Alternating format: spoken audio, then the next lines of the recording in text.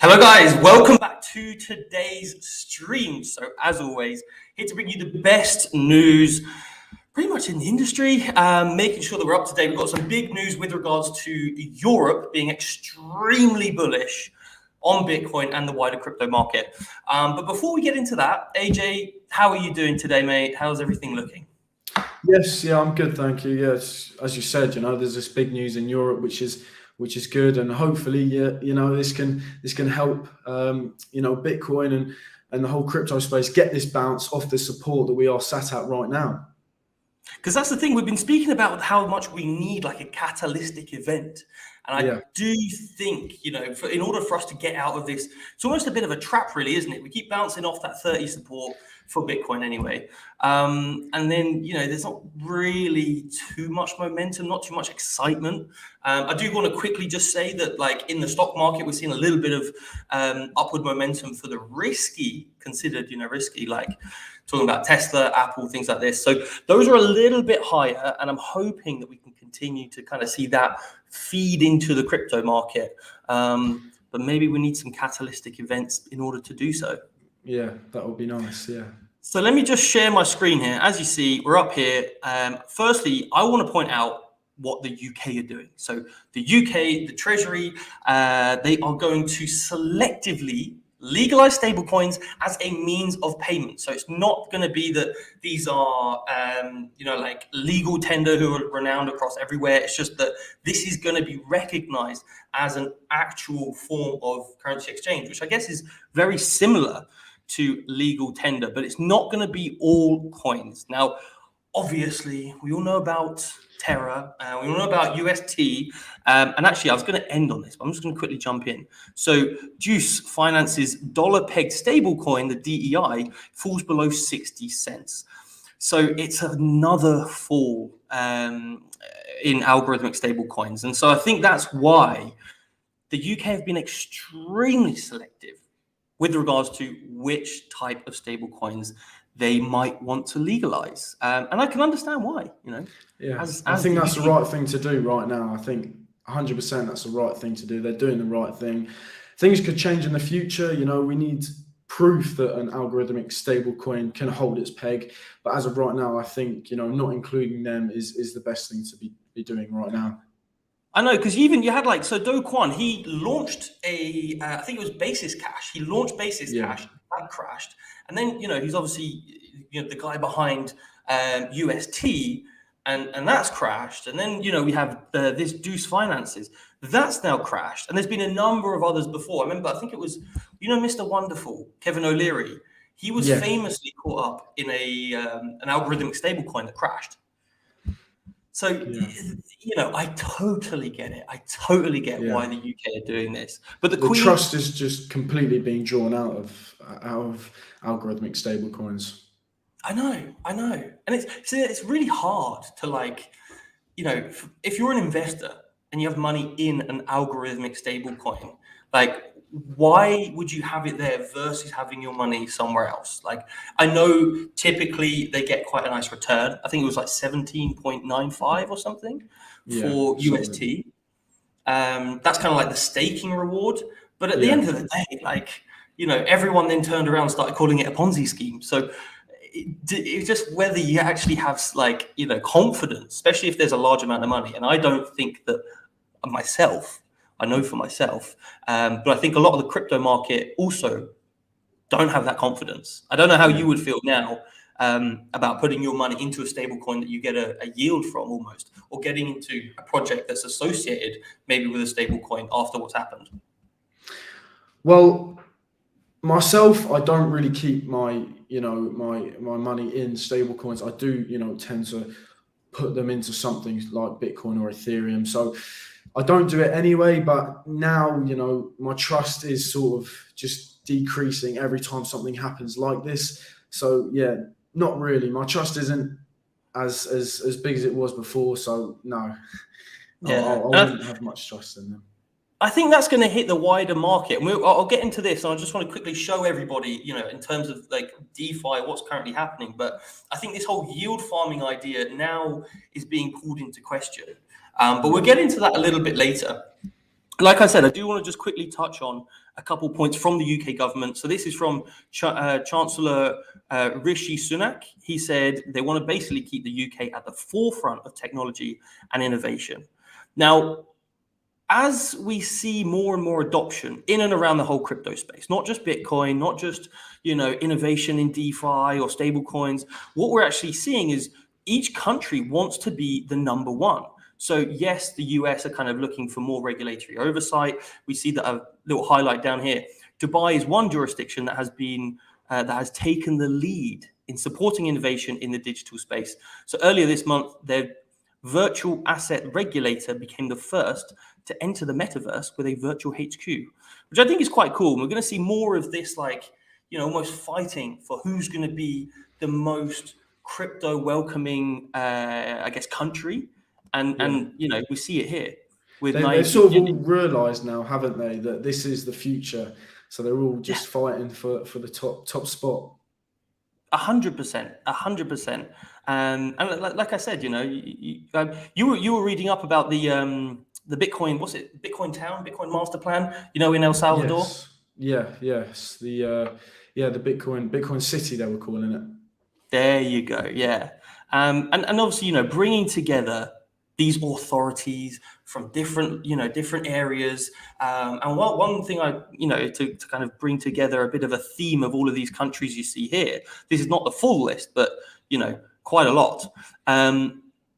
So Nigeria, Kenya, Uganda, Rwanda, these are all countries in and around Africa. And this is where we've actually seen some of the most, I guess you'd say, prominent developments. So Cardano, for example, what was the country that Cardano were working in? They educational records of 5 million people.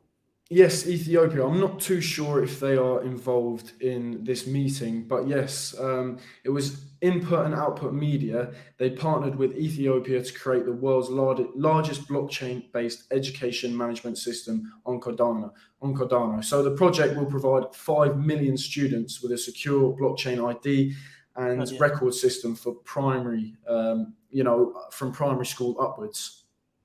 Which is, to be honest, in something where or a country, I should say, where there's not huge amounts of infrastructure, I think it's, personally anyway, I've always said this, been an advocate massively of the projects that have a genuine use, not just and I know people, I sometimes hate on Dogecoin or Shiba.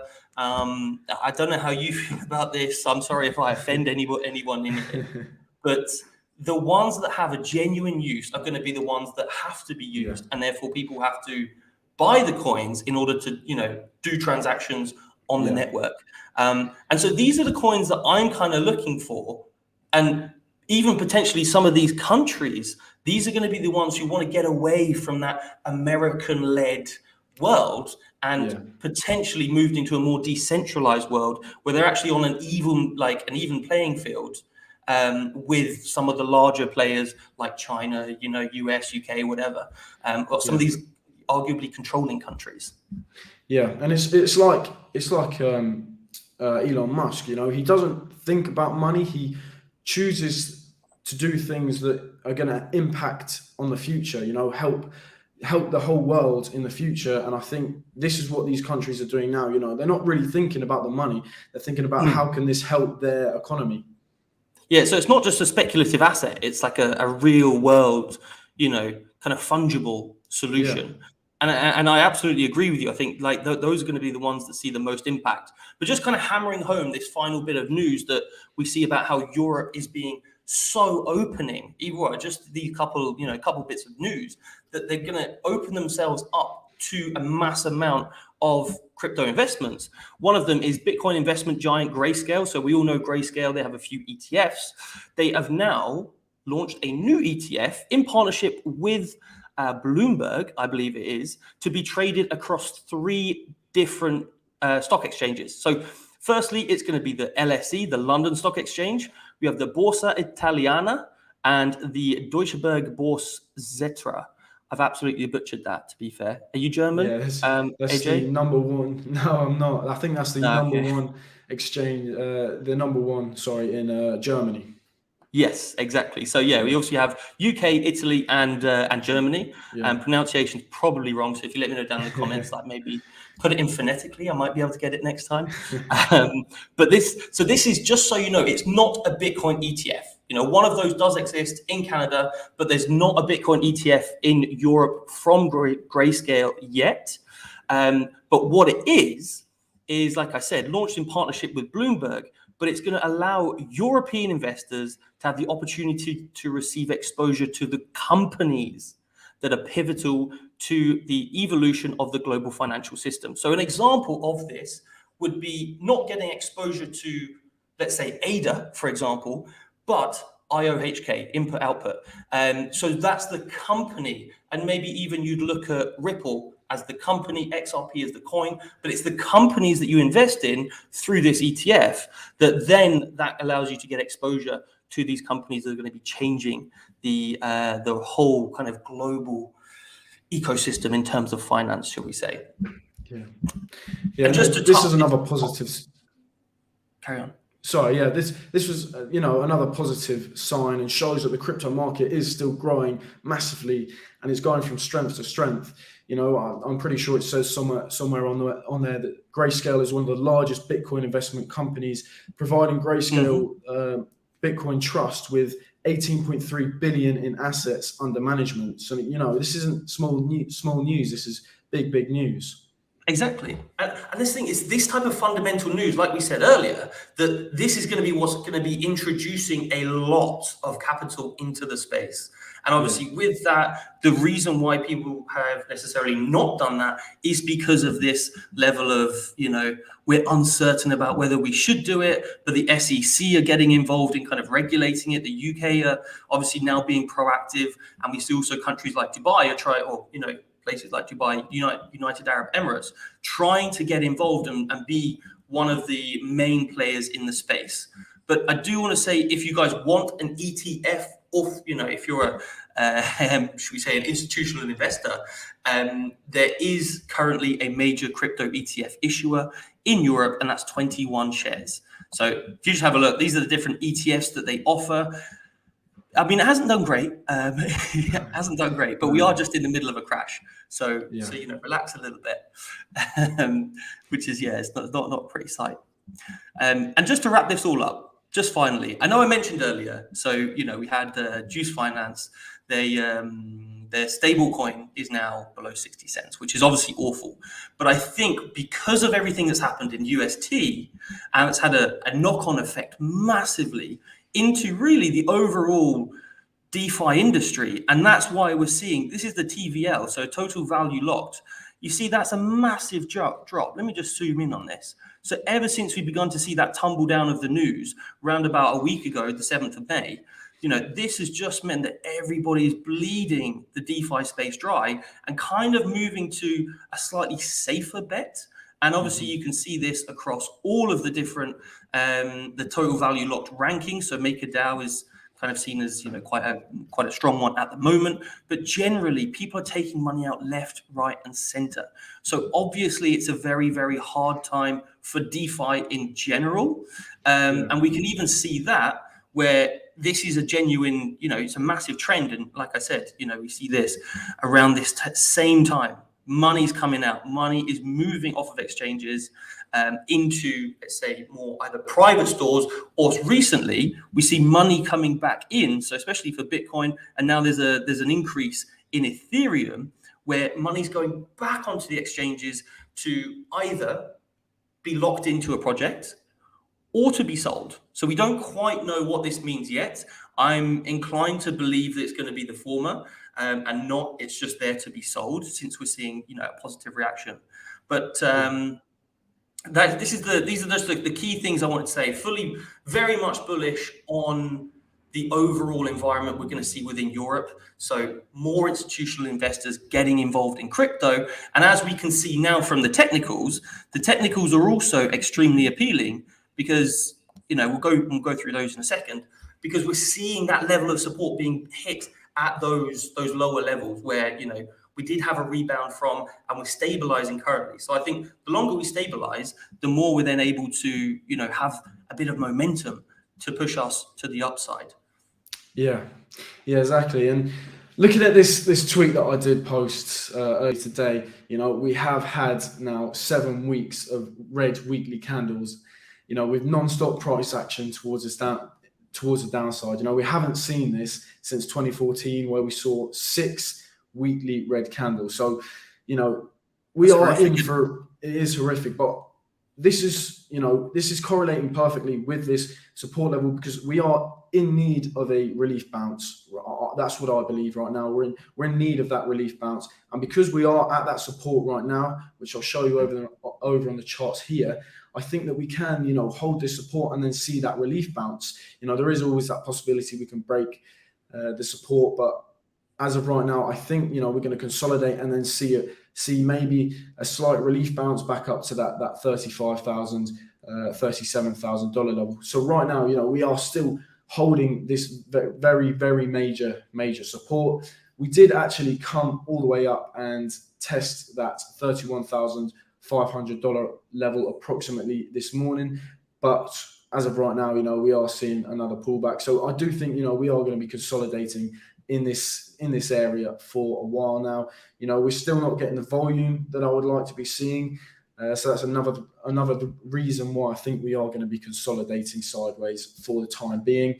That's not all a bad thing. We can let the indicators reset, and then maybe we can see the price, bounce off this level, which I am hoping for. And as I've said in the previous shows, that if we do break the support, we are looking at that $24,000 to $20,000 level.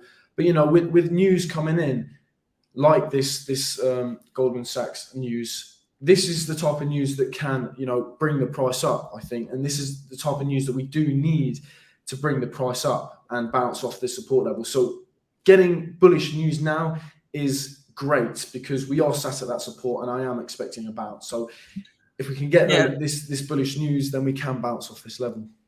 I absolutely agree. Absolutely agree. That obviously there has to be news. It's the way that I see the market anyway is that it's the fundamentals that really drive the general momentum, and I think especially, like we said, there is positive news coming out, but also right now, I think the reason why there hasn't been too much of a push to the upside is probably because the market is currently pricing in massive rate hikes from the Fed, because we see inflation. In the UK, I think it's 7%.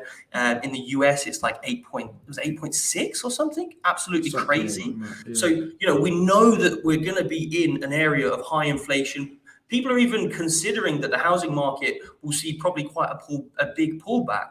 And I think that's why lots of stocks, especially in, the NASDAQ, where it's a slightly, a little bit more risky, shall we say, so therefore much more correlated to Bitcoin, we're seeing these really slow down, and there's not too much movement at all, really. Occasionally you get a little pump up, but I think having these times of, I guess, capitulation and a bit of stagnation is kind of good just after some news, because it's people pricing in that market, and then that will potentially give us a lift up to the upside, hopefully.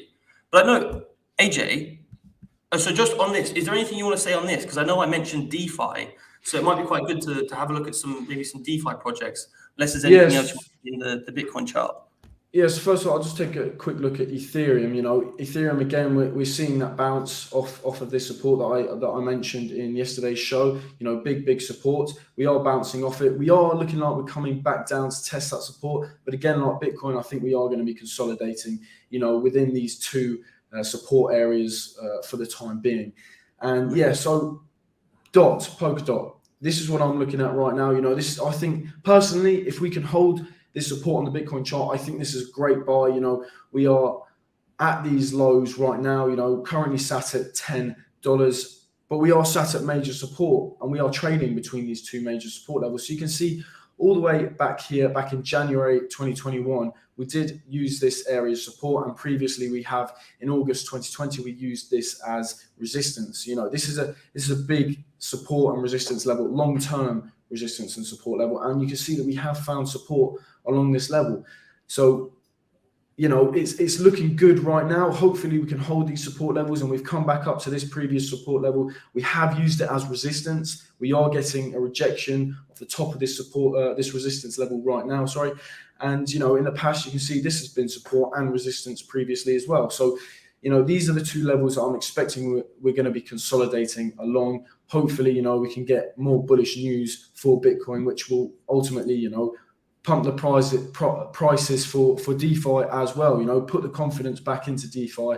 Hopefully we can see, more price action to the upside for these DeFi coins. And again, with Phantom, we are sat at a major support level as we speak right now. We lost all this support here. We dropped below this support, and we just have come crashing down to, almost the lows. So, we're seeing a nice bounce, a little bounce right now, and we are, as we are with Polkadot, we are coming back down to test that support level. Hopefully, we can continue to hold the support, but again, I think we are going to consolidate along these levels for the time being before we see any major moves. Okay, and then just one final thing here, AJ, just to give people something, to go away with and think about. If, let's say, Bitcoin does drop below 30K, I don't just mean like a wick to, bounce back up, but what type of closes, how many candle closes are we looking for under that 30K level to kind of bring us straight down to those 24 or 20K regions? Like, is it a daily close, two candles of a daily close, or 4 hours or something like this?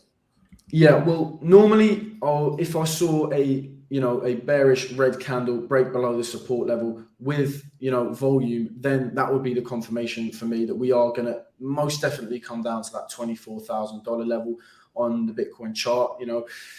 That's where I'm looking at if we do get that daily candle. But I would want volume. Volume. That is the key thing that I'll be looking for if we do get a breakout. And same if we break to the upside of this support area, I'll be looking for that volume. We need to see volume to see these massive pumps. But yeah, as I said, if I get a daily candle below the support level with volume, then I will most likely say that we are gonna come down and hit that $24,000 level. And again, if we break that with a daily candle and volume, then we'll most likely come down to that $20,000 level. We are looking very bearish right now, but hopefully we can hold this support, and get some news so we don't get that break below that support level. Yeah, well, we have to consider every single opportunity, don't we? Every scenario, every opportunity, and kind of take it from there. But I mean, apart from those things, couple reminders. Head over to Twitter. We have a $500 giveaway. When we hit that 200 subscriber mark, then we will have a $500 giveaway for you guys who just AJ, have you pinned? Do you want to pin the tweet so that people can see it? It's just like it, share it, and obviously, as always, like the video if you enjoyed today's content. And I guess we'll see you tomorrow. Yeah, thank you very much for watching. Take care, guys. Trade safe. Don't forget your stop loss. Yeah.